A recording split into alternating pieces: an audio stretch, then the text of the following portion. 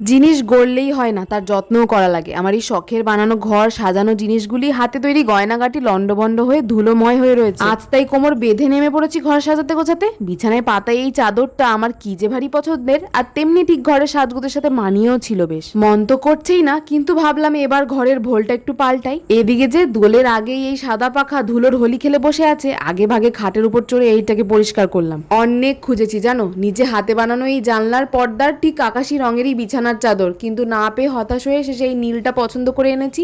ঘরের চেহারাটা একদম বদলে গেছে, কিন্তু কেমন লাগছে জানিও। আর বহুদিন ধরে এই জিনিসটার শখ ছিল, আমারই ঘরের খোলা জানলার ফুরফুরে হাওয়ায় টুংটাং সুরে বাজবে। তবে এর যা দামে ছ্যাঁকা খাচ্ছিলাম, অবশেষে মিশোতে একটু সস্তায় পেয়েছি। আচ্ছা, এটারে কি কয় দেখি কজনা ঠিক জানো। আর সব জিনিস গুছিয়ে ফেললেও আমারই হাতে বানানো চুড়িগুলাই গোছাতে পারছিলাম না, আসলে এর রাখার ঠিকঠাক জায়গা পাচ্ছিলাম না। তাই এটাও অর্ডার করেছিলাম মিশো দিয়ে, কিন্তু এখন এর জোড়া দিমু কেমনে তাই তো বুঝি না। রাধে রাধে।